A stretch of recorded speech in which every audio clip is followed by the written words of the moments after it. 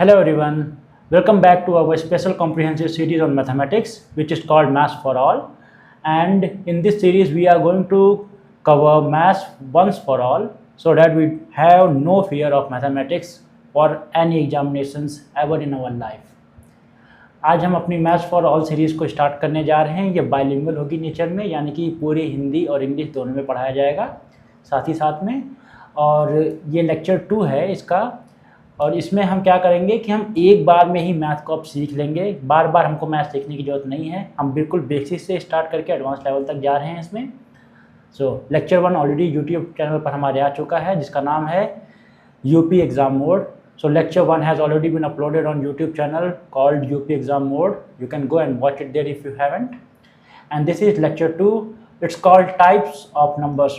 On the first one, we have already studied about what is mathematics and basics. This is types of numbers. संख्याओं के प्रकार। जल्दी से चलते हैं।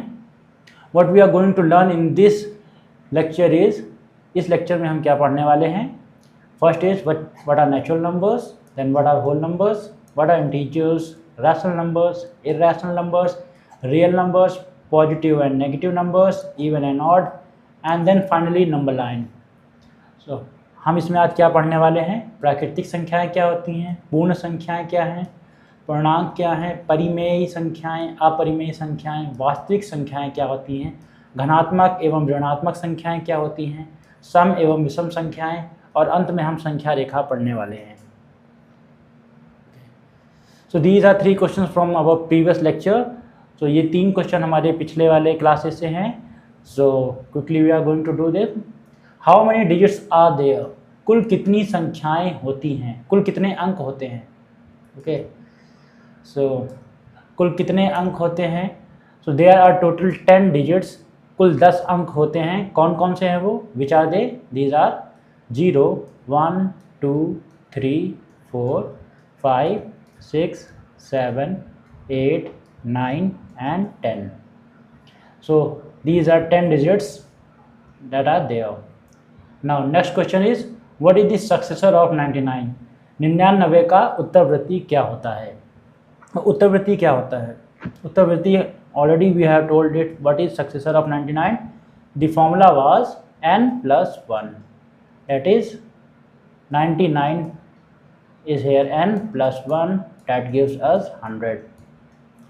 तो उत्तरवर्ती ढूंढने के लिए क्या था कि फॉर्मूला था n plus 1, n यहाँ पे 99 दिया हुआ है, उसमें 1 जोड़ा तो जवाब आ गया 100। अगला क्वेश्चन है, व्हाट इज द प्रेडिसर ऑफ 100? 100 का पूर्ववर्ती क्या है? प्रेडिसर का मतलब होता है कि उस संख्या से जस्ट एक पिछली संख्या। फॉर्मूला क्या था? n minus 1 that is 100 minus 1 gives 99. तो 100 में से एक गया तो 99 बचा। आगे, before starting I have a question for you. Are all numbers the same? क्या सभी संख्याएं एक जैसी होती हैं? जवाब है नहीं। The answer is no. Why? Look, this is my right hand and in spite of being my own hand and these are my 5 fingers, in spite of being from the same particular hand, all these 5 single fingers, these are different from each other. They are not equal, they don't have same size, some are bigger, some are smaller, they don't look exactly same to each other. Okay. उदाहरण के तौर पर ये अलग क्यों हैं, कैसे हैं? देखिए, ये मेरा दाहिना हाथ है और दाहिने हाथ में मेरी 5 उंगलियां हैं, और 5 उंगलियां मेरी एक ही हाथ के होने के बावजूद भी ये सारी की सारी अलग हैं। इनका रंग रूप भी अलग है, इनका जो बनावट है वो अलग है, इनका जो साइज है वो भी अलग है। तो देखिए, वैसे ही होता है नंबर्स। नंबर्स भी एक जैसे दिखने के बावजूद भी एक दूसरे से अलग होते हैं, अलग अलग ग्रुपों में बटे होते हैं। Same goes for numbers also. Numbers are also divided into different groups in spite of being the numbers itself. So what it is saying is, just like people belongs to different groups, numbers also belong to different groups. जैसे लोग अलग अलग समूहों में बांटे जाते हैं, वैसे ही संख्याएं भी अलग अलग समूहों में बांटी जाती हैं। Today we will learn the family of numbers. आज हम संख्याओं के परिवार को, यानी कि फैमिली ऑफ नंबर्स को समझेंगे। So first member of family of numbers is प्राकृतिक संख्याएं, दीज आर नेचुरल नंबर्स। तो पहला जो संख्याओं का समूह है उसका जो मेंबर है वो है प्राकृतिक संख्याएं। So let's quickly go through the definition. आइए परिभाषा जान लेते हैं। Numbers used for counting are called natural numbers. Used for counting, गिनती के लिए प्रयोग की जाने वाली संख्याओं को प्राकृतिक संख्याएं कहते हैं। गिनती के लिए प्रयोग की जाने वाली। अब देखिए, the word natural numbers in this natural is derived from the nature itself, and in nature when we have to count something, okay, because natural numbers are used for counting, we have to count something, we start from 1. So 1 is the least possible value for natural numbers. Why? Because when we have to count how many mangoes are on a tree, so we will count it 1 mango, 2 mango, 3 mango, 4 mangoes, okay. Like how many cows are there in the herd? 1 cow, 2 cow, 3 cows, 4 cows, okay. जैसे कि प्राकृतिक जो संख्याएं हैं, इसमें जो प्राकृतिक शब्द है इसका जो मूल शब्द है वह प्रकृति, और प्रकृति में किसी भी चीज़ की गिनती जब हम करते हैं तो उसका शुरुआत होता है 1 से। जैसे कि एक पेड़ पे आम लगे हुए थे, तो अगर हम आमों को गिनेंगे तो क्या होगा? 1 आम, 2 आम, 3 आम, 4 आम, ऐसे करके हम गिनती गिनेंगे उन आमों की। तो शुरुआत किससे हुई? 1 से हुई। जैसे कि गायों का जो झुंड है उसमें कितनी गाय हैं? तो 1 गाय, 2 गाय, 3 गायें, 4 गायें, ऐसे करके जितनी गायें होंगी हम उनको गिनेंगे। तो शुरुआत कहाँ से हुई? 1 से हुई। So notion for natural numbers is English alphabet capital number n। So जो चिन्ह है वो अंग्रेजी का कैपिटल N है for natural numbers. So n stands for, n का मान क्या है? n stands for 1, 2, 3, 4, 5, 6, 7, 8, ऐसे ही करके 9, 10, 11, 12 एंड टिल इन्फिनिटी, ओके। सो जो 9 हैं, जो प्राकृतिक संख्याएं हैं, उसमें कौन कौन सी संख्याएं आती हैं? अभी बताया, शुरुआत होगी 1 से, 2, 3, 4, 5, 6, 7, 8 और ऐसे करते हुए 9, 10, 11 से अनंत तक जाएंगे, इन्फिनिटी। ये इन्फिनिटी कैसे हुआ? This symbol is of infinity. ये अनंत का सिंबल है, चिन्ह है। ये अनंत का क्यों यही सिंबल है? इसलिए कि मान लीजिए आप इस जगह पे खड़े हैं और इसमें आपने जब चलना शुरू किया, आप सोच रहे हैं कि इसके अंत में मुझे पहुंचना है, तो जब यहाँ से घूमेंगे और फिर घूम के यहाँ तक आएंगे, फिर वहीं पर आगे और फिर घूमते रहेंगे, तो कभी आप इस लूप से बाहर नहीं निकल पाएंगे। इसीलिए इन्फिनिटी का सिंबल ऐसा होता है कि आप उससे कभी भी बाहर नहीं निकल पाते हैं, इस घेरे से। वैसे ही अनंत यानी कि इसका कोई अंत ही नहीं है, आप चाहे जितना चल लें कभी इससे बाहर नहीं आ पाएंगे। So why this symbol is all only for used for infinity? Because if some you just have to cover the entire distance for the infinity, you will keep on moving forward, so that in a hope that you will reach the end of it, but you will keep on circling in a loop without ever getting to the end of the loop. That's why this loop here is used as a symbol for infinity. Now next, real life examples for using natural numbers. हम जो वास्तविक जो दुनिया है वहाँ पे कहाँ पर इस्तेमाल होते हैं प्राकृतिक संख्याएं?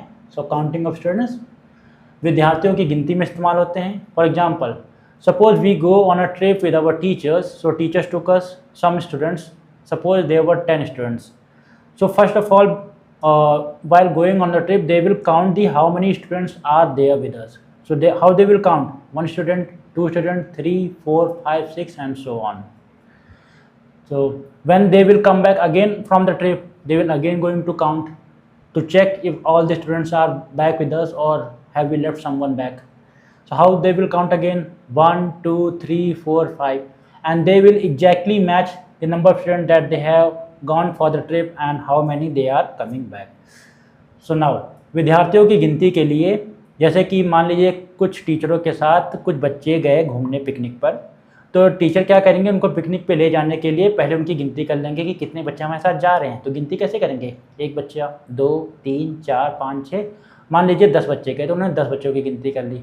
पर जब वापस आ रहे होंगे तो फिर से गिनती करेंगे कि कहीं कोई छूट तो नहीं रहा है वापस चलने से पहले, तो फिर गिनती की जाएगी 1, 2, 3, 4, 5, 6 ऐसे करके। जब 10 पूरे हो जाएंगे तब जाके वो कहेंगे हाँ जितने आ रहे थे उतने जा रहे हैं, तो इसीलिए बच्चे बराबर हैं, अब हम सेफली वापस घर जा सकते हैं। Similarly goes for count of books, पुस्तकों की गिनती के लिए भी इस्तेमाल होते हैं। काउंट ऑफ एप्पल्स, सेबों की गिनती के लिए।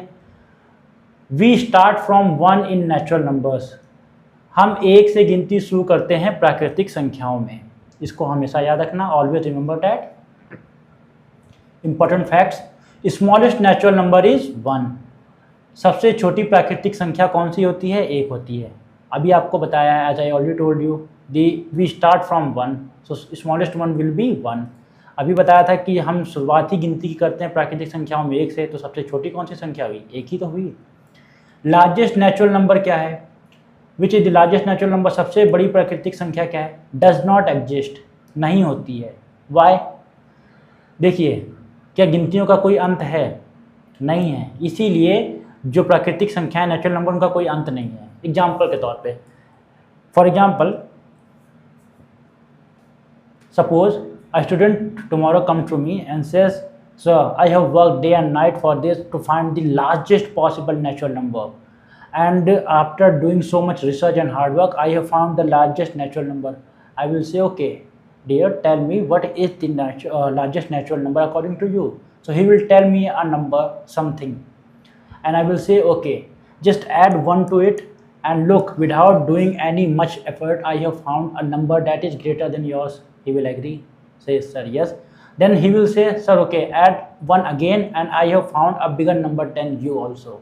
I will say, yes, you are right. And hence in this way we will keep on adding, and hence there is no end to this loop. That's why the largest number does not exist, and hence it's called infinity. देखिए, example के तौर पे, कल को एक बच्चा मेरे पास आता है और कहता है कि सर मैंने दिन रात मेहनत करके ना सबसे बड़ी प्राकृतिक संख्या ढूंढ ली है। तो मैं कहूँगा बहुत अच्छी बात है, बताइए आपकी सबसे बड़ी प्राकृतिक संख्या क्या है? तो बच्चा कहेगा, मान लीजिए कि सर ये है एक नंबर है जो मैंने ढूंढा। तो मैं कहूँगा उससे कि आप कुछ ना करिए, इसमें सिर्फ 1 जोड़ दीजिए, है ना, +1 कर दीजिए।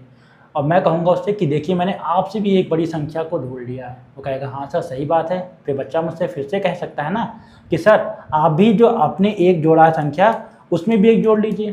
तो मैं कहूँगा हाँ तुम सही है, तुम्हारी संख्या मुझसे भी बड़ी हो गई।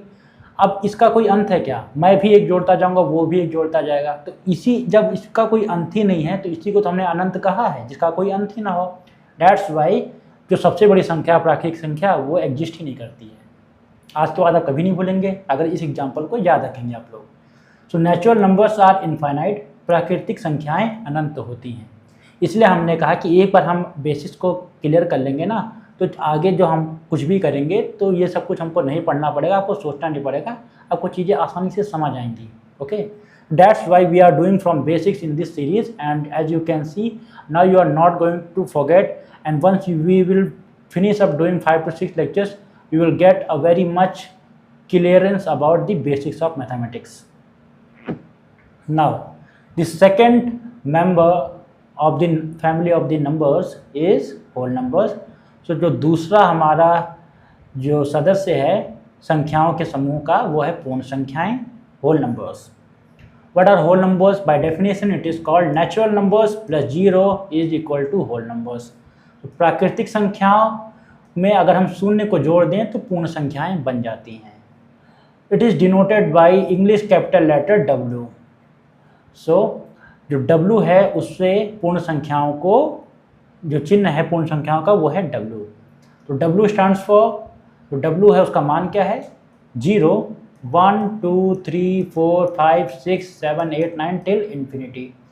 W का मान है 1, 0, 1, 2, 3, 4, 5, 6, कहाँ? अनंत तक। अब देख लीजिए यहाँ पर से 1 से लेके 1, 2, 3, 4, 5, 6, 7, 8 कहाँ तक? अनंत तक। अब ये बताइए, ये सीरीज आपको देखी नहीं लग रही है? Don't you find that the number starting from 1, 2, 3, 4 that have marked till infinity that you have seen somewhere? Yes, we have seen it. हमने इसको अभी देखा था। 1 से लेके अनंत तक क्या था? हमारे थे नेचुरल नंबर्स, यानी कि कैपिटल N। 1 से लेके अनंत तक था N, यानी कि नेचुरल नंबर्स, प्राकृतिक संख्याएं थी वो। उसी में देखिए हमने क्या जोड़ा है? एक 0 को जोड़ दिया है कि नहीं? तो जब नेचुरल नंबर्स में हमने 0 को जोड़ दिया तो हमारा क्या बन गया? होल नंबर्स, यानी कि पूर्ण संख्या बन गई। So when we add 0 to our natural number series, we get what we get? we get whole numbers.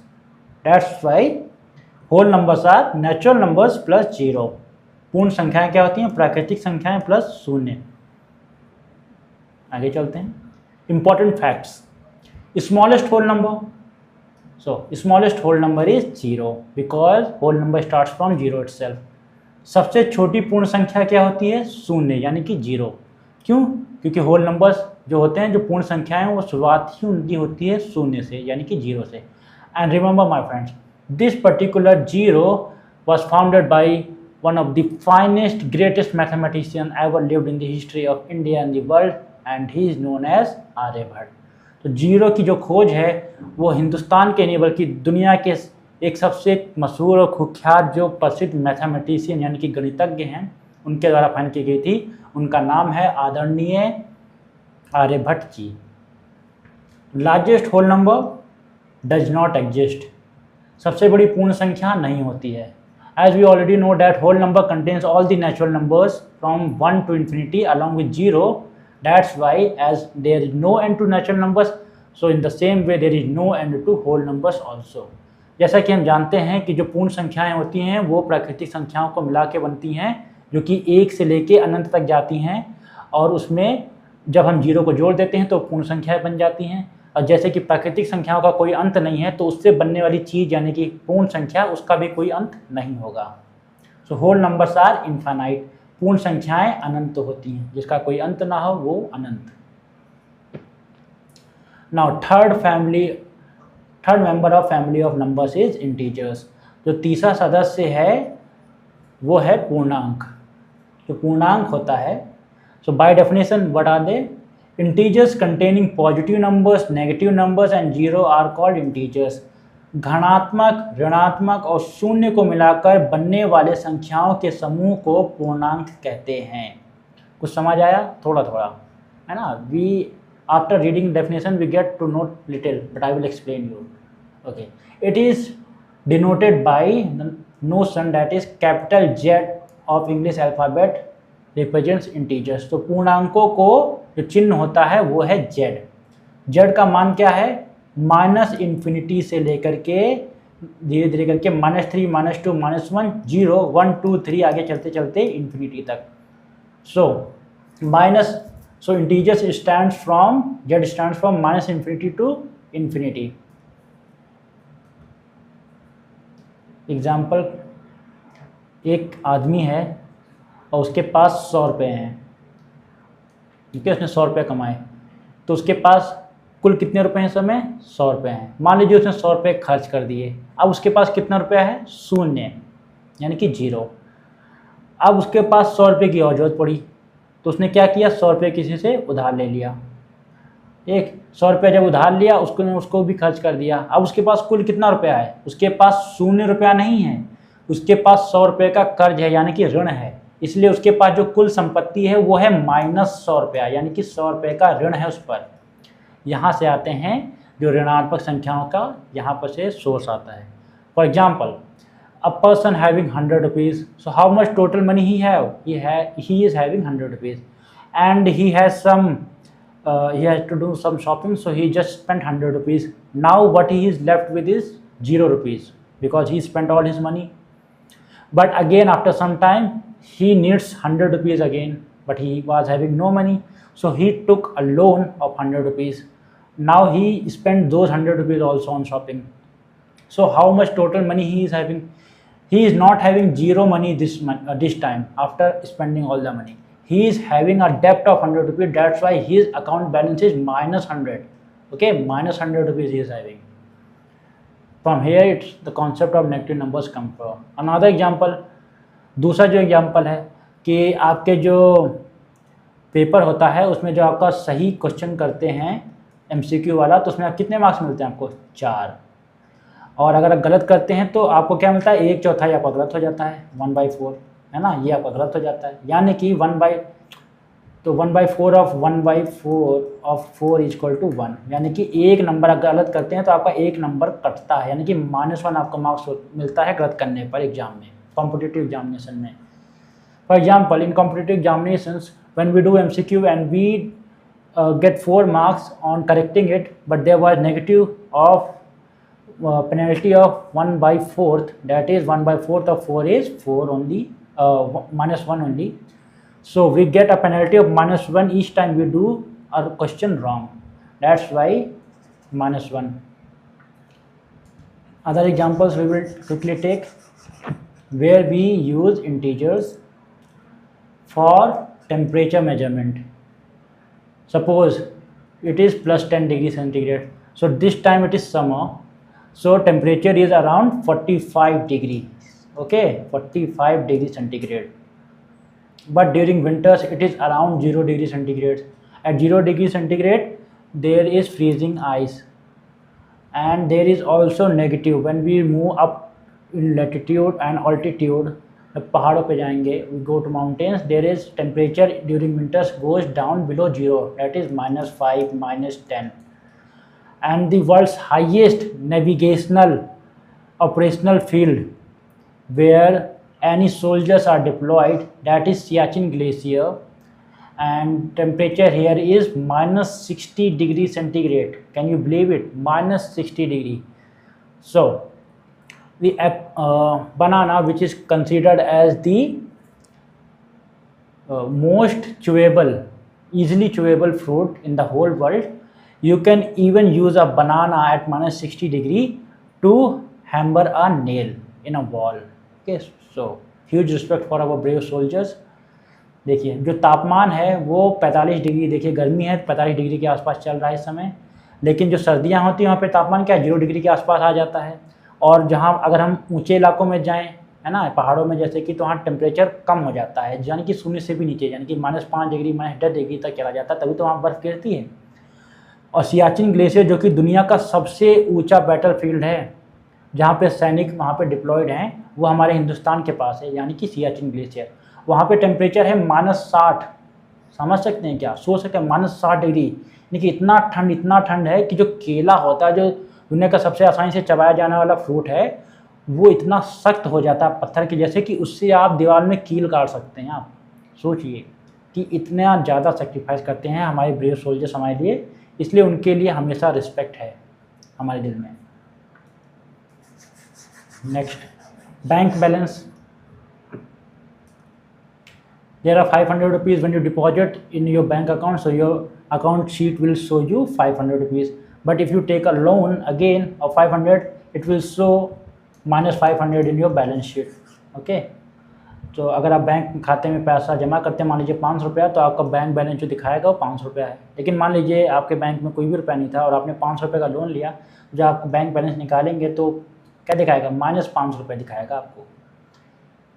Okay, similarly goes for huge buildings with a basement. Ground floor is 0, the first floor is 1, 2 and 3, 4, like when we move from lift, but having basement where we park our cars, that is -1, -2, -3.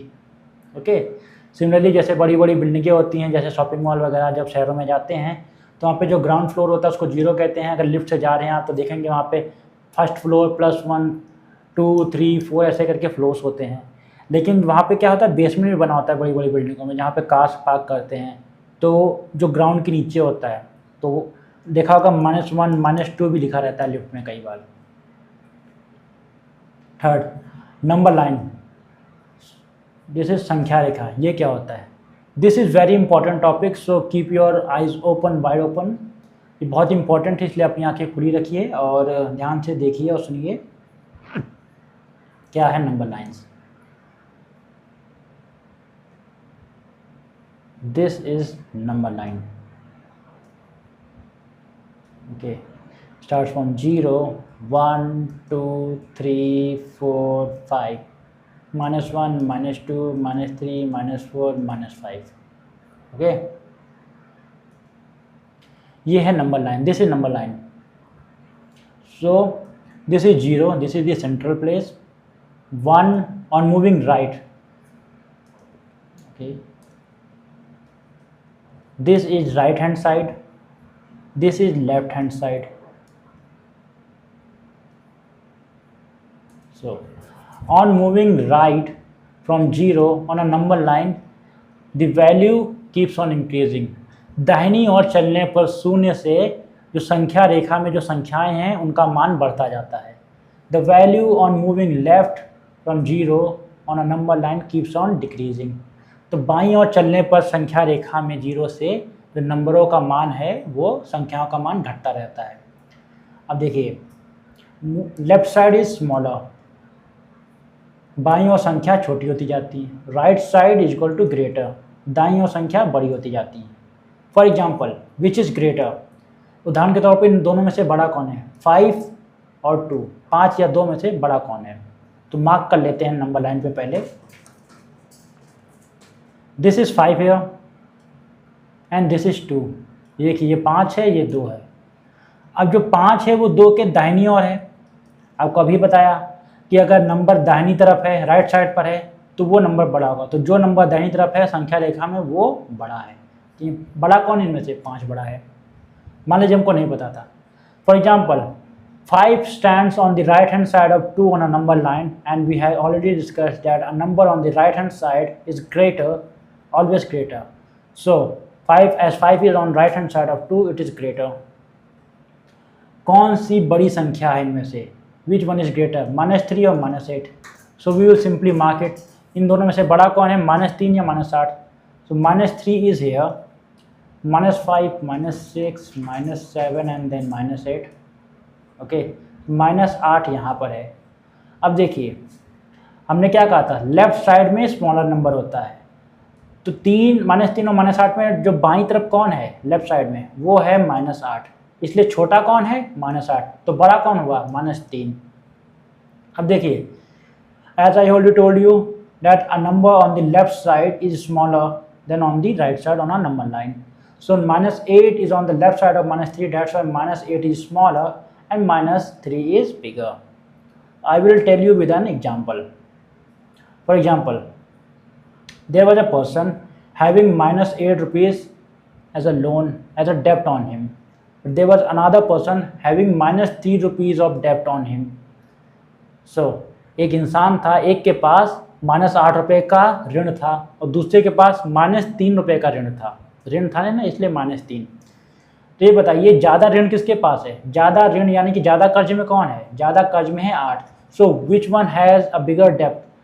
So the one who is in bigger dept is the one having -8 rupees. कम जो है वो ऋण किसके पास है, कर्ज किसके पास है? जो -3। तो दोनों में से ज़्यादा गरीब कौन है? जिसके पास ज़्यादा कर्ज है वो ज़्यादा गरीब है। The one who is having more डेप्ट is more poor. So -8 is more poorer, that one it is more, who is richer? So -3 is richer in comparison to -8 because he is having less debt. तो दोनों में से अमीर कौन है? तो -3 जिसके पास कम कर्ज है, कर्ज दोनों पर है, लेकिन जिसके पास कम कर्ज है वो ज़्यादा अमीर है जिसके पास ज़्यादा कर्ज है उसकी तुलना में। इसीलिए -3 वाला बड़ा है और -8 वाला छोटा। That's why -3 is greater than -8. I hope you understand. Now next, positive and negative numbers, धनात्मक एवं ऋणात्मक संख्याएं। As I already told you what are negative numbers and what are positive numbers already with an example.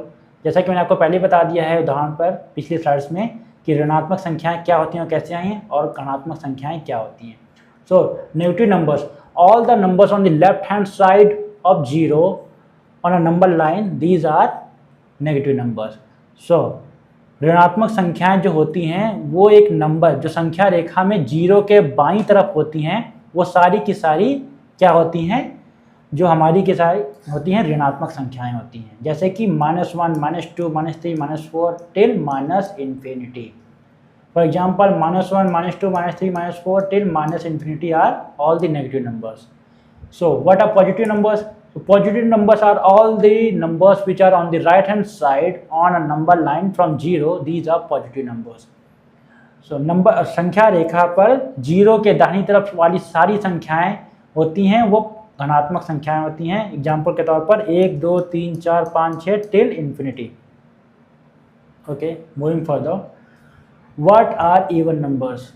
सम संख्याएं क्या होती हैं? Okay, numbers divisible by 2 are called even numbers. जो संख्याएं 2 से पूर्णतः विभाजित हो जाएं उन्हें सम संख्याएं कहते हैं। For example, 2, 4, 6, 8, 10, 12, 14, 16, 18 till infinity. Okay, तो सम संख्याएं क्या होती हैं? 2, 4, 6, 8, 10, 12, 14, 16, 18, 20, कहाँ तक? अनंत।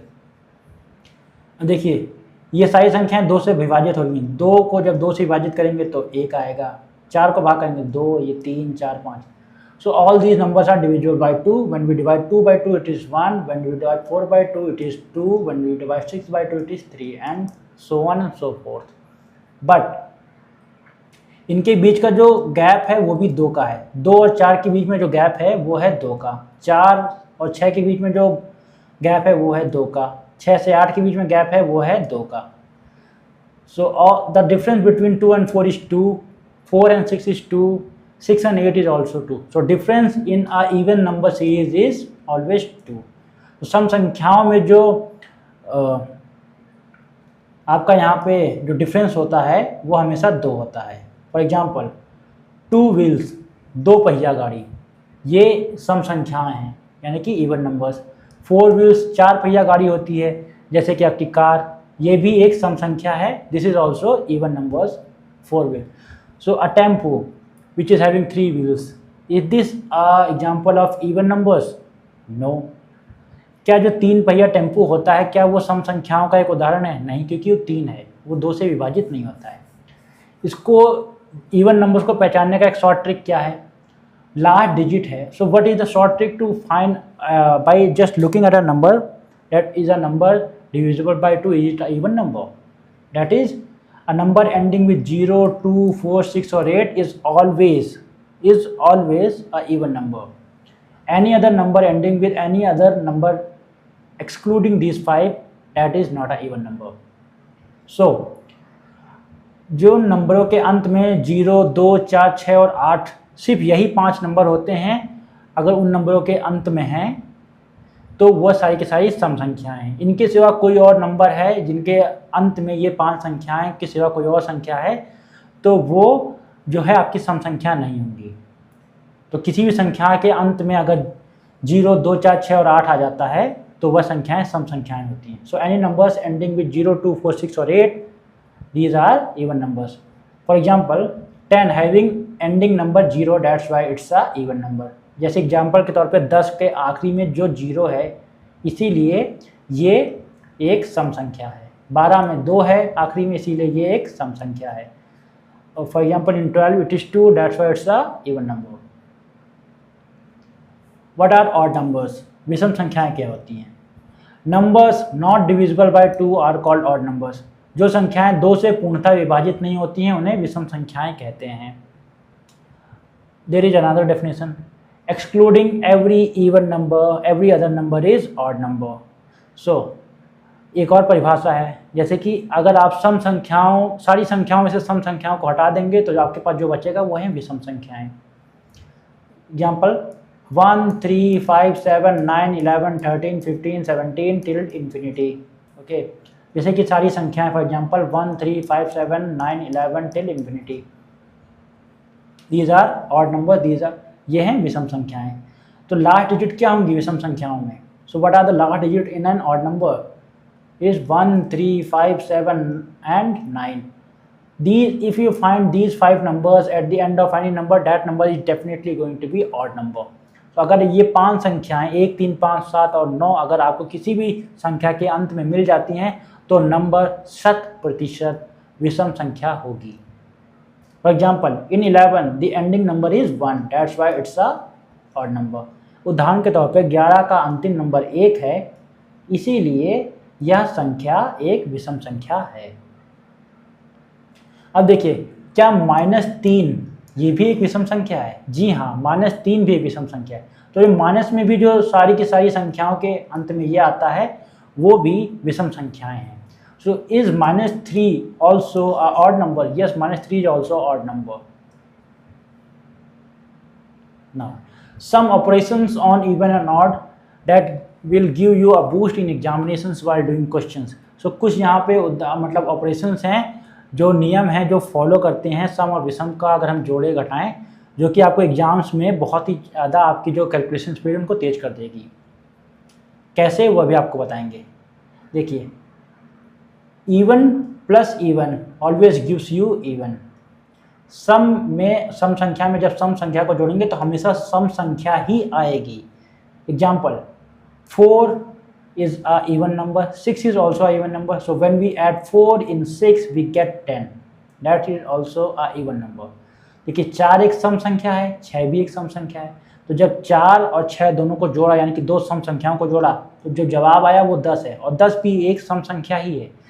तो सम संख्या को सम संख्या पे जोड़ने पे हमेशा एक सम संख्या ही आएगी। Adding even in an even will always give us even number. Similarly adding even with odd will always gives us odd. सम में विषम जोड़ने पे विषम ही आएगा हमेशा। 4 एक सम है और 5 एक विषम संख्या है, दोनों को जोड़ने पे एक विषम संख्या ही आई है 9। सो adding 4 which is an even number to 5 which is an odd number will give us 9, resultant is 9 and 9 is a odd number, so adding even with odd will always gives us odd। odd plus odd will always will give us even। विषम में विषम जोड़ने पे सम आता है। ऐसे ही even minus even gives us even, सम में से सम माइनस करने पे सम आएगा। even minus odd will give us odd, सम में विषम माइनस करने पे विषम आएगा। odd minus odd is even, विषम में से विषम माइनस किया तो सम आया। Odd minus even is odd, विषम में से सम माइनस किया तो विषम आया। देखिए सम विषम बहुत हो गया, कंफ्यूज हो जाएंगे, इसीलिए मैं आपको ट्रिक बताता हूँ। Look even and odd you will get definitely confused, so I will tell you logic, you will always remember। okay, example even plus even, same numbers types, odd plus odd, okay, even minus even, odd minus even, odd minus odd always gives you even।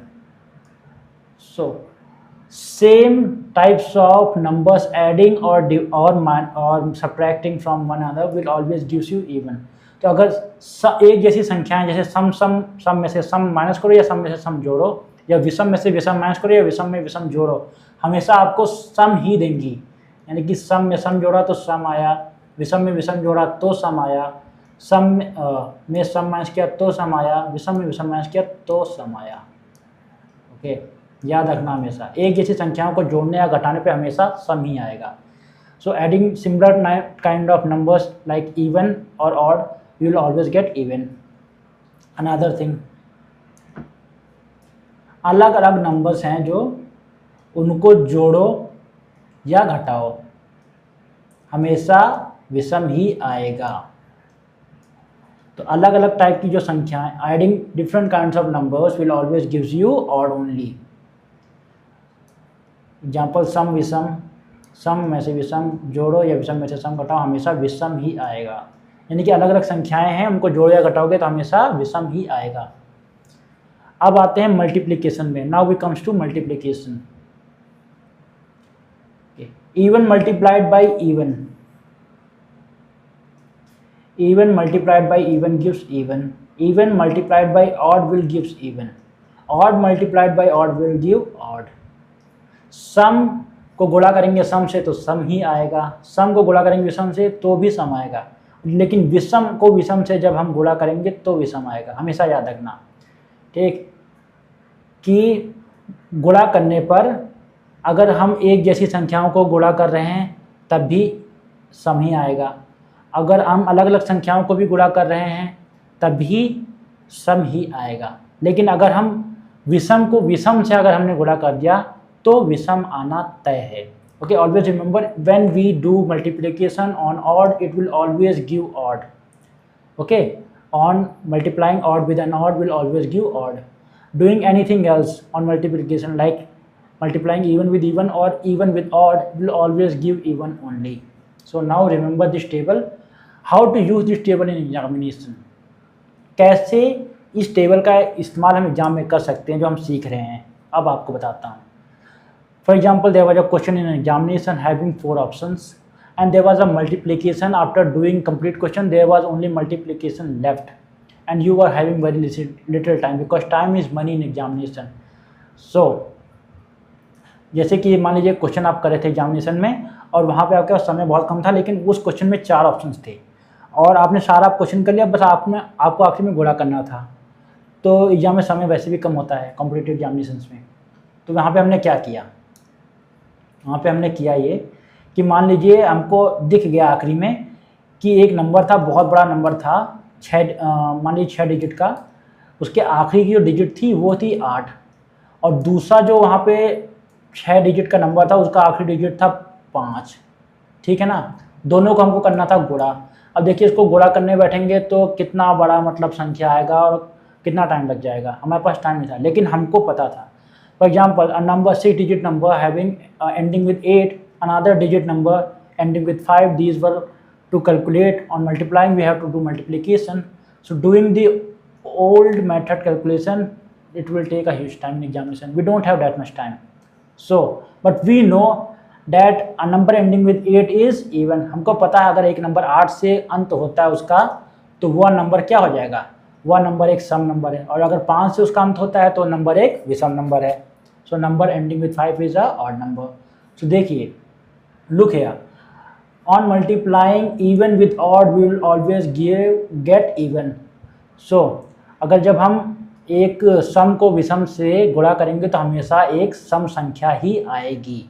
ठीक है ना, तो अगर options में आपको 3 विषम संख्या और एक सम संख्या दे रखी होती तो आंख बंद करके बिना कैलकुलेशन किए आप सीधा सम संख्या वाले ऑप्शन को टिक करते और आपका आंसर 100% करेक्ट हो जाता।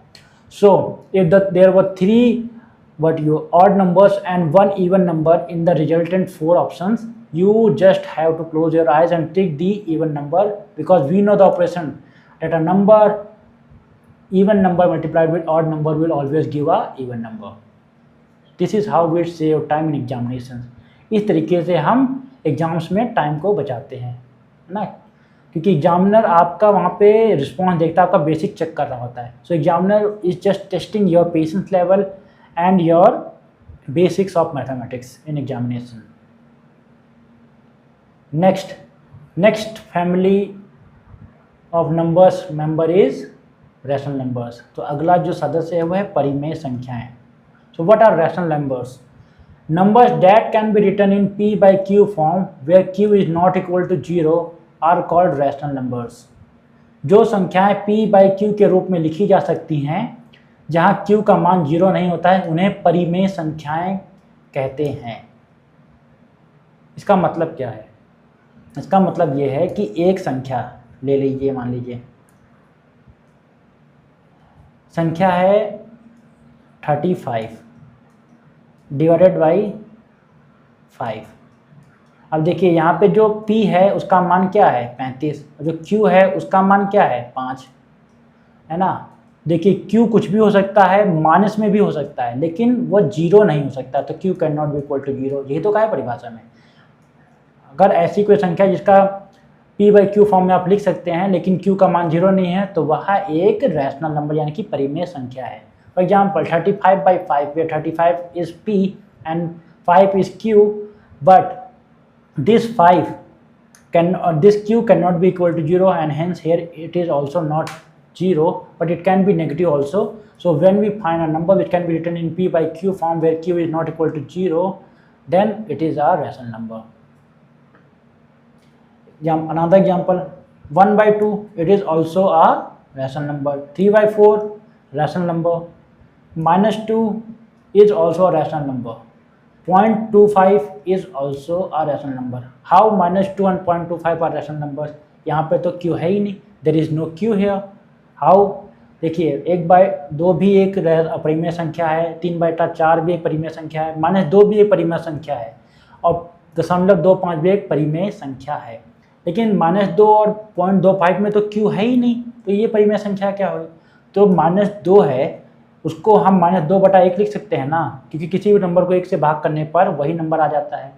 और देखिए यहाँ पे, देखिए अब यहाँ पे q आपको दिख रहा है, q यहाँ पर 1 था, q यहाँ पे 0 नहीं है, इसीलिए ये एक परिमेय संख्या है। Look, -2 by 1, for example, here q 2 is divided by 1 and any number divided by 1 gives number itself.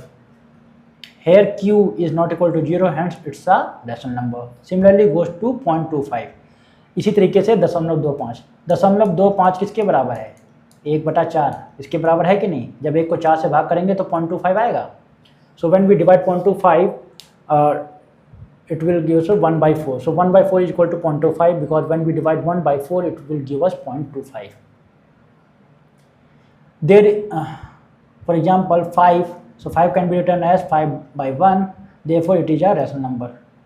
Another example which we use 22/7. We all know 22/7 is a number which is giving a closest number value to pi, 3.142857. Here this line on 142857 means this number will repeat itself till infinity.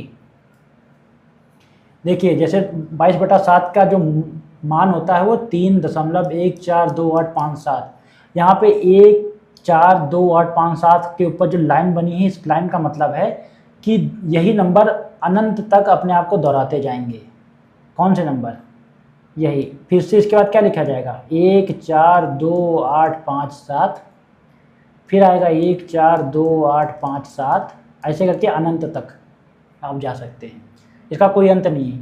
और जब numbers बार बार repeat होने लगें तो हम क्या करते हैं, ऊपर एक लाइन लगा देते हैं. इस लाइन को कहते हैं bar. So when numbers keeps on getting repeated after point, after decimal, again and again, we just put a line on the section of the numbers which are going to repeat again and again, and that line is called bar.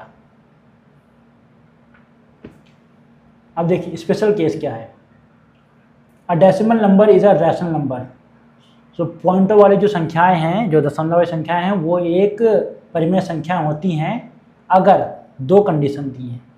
अलग एक condition, first condition is it terminates, उसका अंत हो जाता है, यानी कि वो समाप्त हो जाए. For example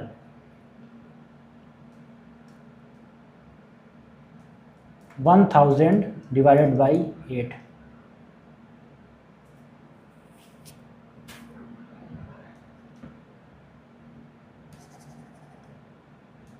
ten divided by 8. Points में आंसर आना चाहिए ना. We have to get the answer in points. That's why 10 divided by 8, it is 1.25. Okay. अब देखिए यहाँ पे 10 is completely divisible by 8 giving us 1.25. तो जब 10 को 8 से भाग किया तो हमको पूर्णतः 1.25 मिला.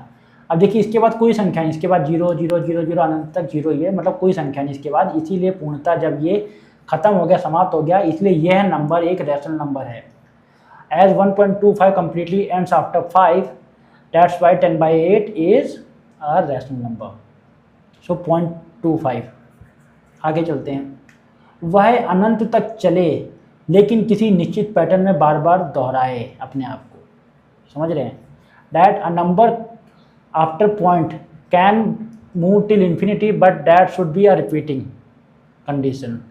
यानी कि वो दशमलव के बाद अनंत तक तो जा सकता है, लेकिन वो अपने आप को दोहराए. फिर क्या कह रहा हूँ मैं? 1/3 है. 1/3 का मान क्या होता है? 0.3333333 कहाँ तक जा रहा है? अनंत तक जा रहा है. तो इसको हम क्या लिख सकते हैं? जो नंबर अपने आप को दोहराएं, 3 के ऊपर बार लगा सकते हैं कि नहीं? इसका मतलब है कि 3 बार बार आपको लिखना है. 1/3 का मान क्या है? 0.3333 अनंत तक लिख सकते हैं, या फिर 0.3 लगा के ऊपर बार लगा दीजिए. ये है इसका मतलब. यानी कि ये नंबर है अनंत तक तो जा रहा है, लेकिन अपने आप को बार बार दोहरा रहा है दशमलव के बाद.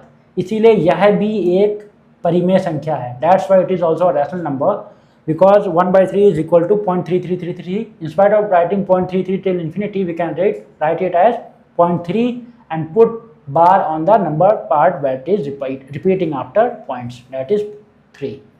Another number is 7/9. It is 0.77777 till infinity. We can write it as 7 and bar above. So this number also is rational number. जैसे कि 60/9 भी 0.77777 अनंत तक चलेगा, तो इसकी जगह हमने क्या लिख लिया? 0.7 बार. तो यह भी एक परिमेय संख्या है. आगे चलते हैं इर्रेशनल नंबर्स. ये next one is irrational numbers, यानी कि अपरिमेय संख्याएं. तो जो परिमेय संख्याएं नहीं वो अपरिमेय संख्याएं हैं. देखिए आसान है, अभी आपको समझ आ जाएगा. This is very easy. I will just tell you how. So numbers which cannot be expressed in the p by q forms are called irrational numbers. That's it and that's all. जो संख्याएं p by q के रूप में व्यक्त नहीं की जा सकती उन्हें अपरिमेय संख्याएं कहते हैं. फॉर एग्जाम्पल √2 की वैल्यू क्या है? For example √2, what is the value of √2 is 1.4142135623 dash dash dash dash dash dash अनंत तक, है ना. इसका कोई अंत ही नहीं. √2 की वैल्यू का कोई अंत ही नहीं है. आप अनंत तक इसकी वैल्यू लिखते जाएंगे, डिवाइड करते जाएंगे, कोई अंत नहीं. और ना ही रिपीट होता है अपने आप को. तो जब रिपीट नहीं होता है यानी कि हम इसको p बाई क्यू के फॉर्म में नहीं लिख सकते. या p बाई क्यू के फॉर्म में कब लिख सकते हैं? जब नंबर अपने आप को रिपीट करे या तो काट दे पूरी तरीके से दशमलव के बाद. ये तो कटेगा ही नहीं कभी, इसलिए इसको हम p बाई क्यू के फॉर्म में लिख ही नहीं सकते सही से. और जिन संख्याओं को हम p बाई क्यू के फॉर्म में नहीं लिख सकते हैं वही तो संख्याएं हैं जो अपरिमेय संख्याएं हैं. So the numbers which cannot be written in the form of p by q because there is no ending after points that keeps on, and there is also no repetition after point. That's why decimal. That's why it is irrational numbers. For example, pi, actual pi, the true pi, क्योंकि वास्तविक जो पाई है उसकी value क्या है? 3.145926535 dash dash dash till infinity. Okay, so this is also a irrational number. Now easy explanation क्या होता है? Decimal expansion never ends and never repeats. क्या कहते हैं? दशमलव विस्तार न समाप्त हो ना ही दोहराता हो अपने आप को, तो वह संख्या अपरिमेय संख्या है. So every number in which decimal expansion never ends and never repeats, these all are irrational numbers. For example, pi, उदाहरण के तौर पर पाई है. तो rational numbers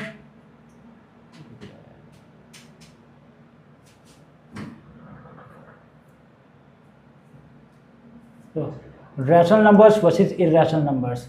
So rational numbers, what are rational numbers and what are irrational numbers, इसके बीच का हमने एक डिफरेंस बताया, डिफरेंस चार्ट बनाया है. So we have made a quick difference chart between rational numbers and irrational numbers. So rational numbers can be written in p by q forms where q is not equal to 0. अभी पढ़ा था हमने. We have just studied that कि p by q के रूप में लिखी जा सकते हैं संख्याएं वह परिमेय संख्याएं होती हैं जहाँ पे q का मान 0 के बराबर नहीं होता है. इरैशनल नंबर्स अपरिमेय संख्याएं क्या होती हैं? Can not be written in p by q forms, p by q के रूप में नहीं लिखी जा सकती हैं. Rational numbers decimal expansion terminates और रिपीट्स, या तो जो दशमलव है वो समाप्त हो जाता है या दोहराता है अपने आप को. एग्जाम्पल 1/2, 3/4, 5 - 2.25. उदाहरण के तौर पे 1/2, 3/4, 5-2.25. Decimal expansion, what are irrational numbers? Decimal expansion neither terminates nor repeats, दशमलव समाप्त ना तो समाप्त होता है ना ही दोहराता है. जैसे √2, √3, √5, पाई. ओके, एग्जाम्पल के तौर पे. अब देखिए मैं आपको बार बार बोल रहा हूँ कि 0.25, तो 0.25 क्यों नहीं बोल रहा हूँ मैं? I am keep on telling you that 0.25. Why not telling 0.25? Because after point we don't pronounce numbers completely, we just use numbers individually like 0.25 instead of 0.25. तो दशमलव के बाद जो संख्याएं आती हैं डेसिमल के बाद उनको एक साथ नहीं पढ़ा जाता है. ये एक रूल है, एक नियम है. इसीलिए मैं बार बार उनको 0.25 ना पढ़ के 0.25 पढ़ रहा हूँ. आप लोग भी इसको याद रखें. बारीकी हैं, छोटी छोटी बातें हैं मैथ्स में. Now last one is real numbers. आखिरी में हम पढ़ेंगे वास्तविक संख्याएं. So all rational and irrational numbers together form real numbers. सभी परिमेय और अपरिमेय संख्याओं के समूह को वास्तविक संख्याएं कहलाती हैं. इनका जो नोशन है, चिन्ह है, that is capital R. So let me tell you quickly on a number line. फिर से क्विक रिकैप कर लेते हैं कि क्या होता है. Let's just have a quick recap of what is all those numbers on a number line. Okay, this is a number line. 0, 1, 2, 3, 4, 5 till infinity. Okay, dash dash dash dash dash dash dash -1 -2 -3 -4 -5 till dash dash dash minus infinity. Okay, always remember, if this number line would have been from -5 to 5 only, I would have used this kind of number line with arrow on both the ends. अगर ये number रेखा सिर्फ -5 से 5 के बीच में या -4 से 4 के बीच में होती तो मैं ऐसी संख्या रेखा का इस्तेमाल करता जिसके अंत में ये चिन्ह होते, एरो होते। लेकिन जिस संख्या रेखा को कोई अंत ही नहीं है उसको हम अंत में एरो नहीं लगा सकते। इन एरो का मतलब है कि यहाँ पे समाप्त हो गई है। So this arrow means that this number line ends here, but as this number line goes to infinity we have put no arrows on the both end side. जैसे कि यह संख्या रेखा अनंत तक जा रही है इसलिए हमने कोई भी यहाँ पे है वो बार नहीं लगाया, कोई भी एरो नहीं लगाया है। अब देखिए इसमें देख लेते हैं, 1 से लेकर के आगे तक जाना, ठीक, इधर ये हैं नेचुरल नंबर्स यानी कि so from moving 1 till infinity these are natural numbers. Okay, again including 0 going till infinity these are our whole numbers. 0 से लेके अनंत तक अगर हम गए तो क्या है, हमारी पूर्ण संख्याएं हैं। अब देखिए इंटीजर्स, व्हाट आर इंटीजर्स? तो इंटीजर्स यानी कि अगर हम पूरी की पूरी -∞ से लेकर के +∞ तक पूरी की पूरी नंबर्स लाइन को ले लें तो यही हमारी इंटीजर्स हैं, है ना। इंटीजर्स का क्या था, W था। तो जो पूर्णांक थे, पूर्णांक दीज आर Z। देखिए अगर अनंत से लेके अनंत तक हम जाएं तो वह सारी संख्याएं Z हैं। अब देखिए एक नंबर याद कर लीजिएगा कि पूर्ण संख्याएं हैं जो कि प्राकृतिक संख्याएं, natural numbers, whole numbers and integers. These are having numbers which are whole number, which are multiple of complete numbers.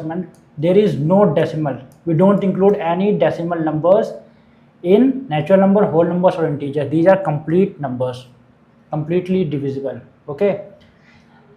तो जो प्राकृतिक संख्याएं हैं और पूर्ण संख्याएं और जो पूर्णांक हैं उसमें हम पूरी की पूरी संख्या लेते हैं, 1 2 3 4 5, 1.25 ऐसी संख्या नहीं लेते हैं। ओके, अब देखिए तो उसके बाद होता है P/Q, जो होते हैं हमारे रैशनल नंबर्स। जो परिमेय संख्याएं होती हैं वो क्या होती हैं? So rational numbers are, look, between 1 and 2 there are all 1.1, 1.2, 1.3, है ना, till 1.9 then 2. So there is also a whole lot of number between 1 and 2. So these numbers, these are also included in, along with these all numbers, these numbers are also included in our rational numbers. So जो हमारी परिमेय संख्याएं होती हैं जैसे 1 और 2 की में 1.1, 1.2, 1.3, 1.234, ये सारी संख्याएं भी तो आती हैं। ये सारी संख्याओं को भी तो कहीं पर रखना होगा, तो ये सारी संख्याएं और इन सारी संख्याओं को जो मिलाकर संख्याएं बनती हैं उनको हम परिमेय संख्याएं कहते हैं। और जो संख्याएं कभी ख़त्म ही ना हो उनको अपरिमेय संख्याएं कहते हैं। जो संख्याएं कभी ख़त्म ही ना हो यानी कि जिनका दशमलव पद कभी अंत ही ना हो और ना ही अपना को रिपीट करें उनको कहते हैं अपरिमेय संख्याएं।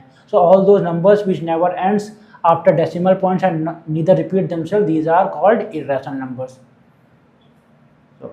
अब यहाँ पे और रियल नंबर्स क्या है? सारी संख्याओं का समूह, रैशनल, इर्रेशनल, ठीक है, होल नंबर्स, नेचुरल नंबर्स, इन सब का होता है, तो इन सबको कहते हैं रियल नंबर्स यानी कि वास्तविक संख्याएं कहते हैं। So real numbers are numbers containing all numbers, that is natural number, whole number, integers, rational and irrational, every numbers are contained under real numbers. So, अब देखते हैं from a circle, from a Venn diagram we are going to see what are the numbers. एक हम गोला बना के देख लेते हैं कि संख्याएं हैं थी। सबसे पहले लेते हैं नेचुरल नंबर। नेचुरल नंबर से बड़ा क्या है? Whole number. होल नंबर से बड़ा क्या है? इंटीजर्स। इंटीजर्स से बड़ा क्या है हमारा? इंटीजर से बड़ा है हमारा, यहाँ पे रैशनल नंबर्स, और इर्रेशनल नंबर्स यहाँ पर आ जाएंगे, और ये सारी की सारी संख्याएं हैं ये आ जाएंगी हमारी रियल नंबर्स में।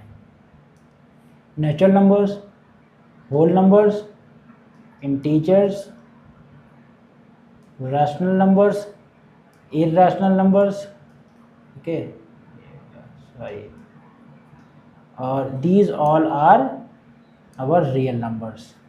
ये देखिए, प्राकृतिक संख्याएं, पूर्ण संख्याएं, पूर्णांक, परिमेय संख्याएं, अपरिमेय संख्याएं, और ये सारी की सारी संख्याओं किसके अंदर आ रही हैं? ये आ रही हैं वास्तविक संख्याओं के अंदर। Look, today we learned the complete family of numbers. In the next lecture, we will study prime numbers, composite numbers, co-prime numbers, factors, multiples, and prime factorization. This is very important, which will form the foundation of STF and LCM. So आज की तो हमने class कर ली, लेकिन जो हमारी कल आने वाली क्लास है, अगली क्लास है, वो बहुत ही ज़्यादा इंपॉर्टेंट होने वाली है, क्योंकि उसमें हम क्या करने वाले हैं? उसमें हम अभाज्य संख्याएं, भाज्य संख्याएं, सह अभाज्य संख्याएं, गुणनखंड, गुणज और अभाज्य संख्याएं, गुणनखंड, जो कि एचसीएफ और एलसीएम की नींव रखती हैं, उनको पढ़ने वाले हैं। तो अगली क्लास बहुत ही इंपॉर्टेंट होने वाली है। Don't miss the next class. So if you like our effort and really want to help us, consider liking and subscribing to our channel, and like this video and share it with your friends who is in need of a good mathematics series where basics are also told. And having any doubt, just comment and I will reply to you. अगर आपको लगता है कि आपको हमारी ये मेहनत पसंद आ रही है और आप खुश हैं, तो आप हमारे चैनल को सब्सक्राइब कर लीजिए और बेल आइकन को प्रेस कर दीजिए, और ये वीडियो उन लोगों के साथ शेयर कर दीजिए जिनको मैथ्स से वाकई में डर लगता है, लेकिन उनको ज़रूरत है मैथमेटिक्स सीखने की, क्योंकि हम यहाँ पे बेसिक से पढ़ा रहे हैं। और आपको कोई भी डाउट हो तो आप कमेंट सेक्शन में लिखिए, मैं आपको जवाब दूंगा। Thank you everyone and have a nice day, and that's it for today.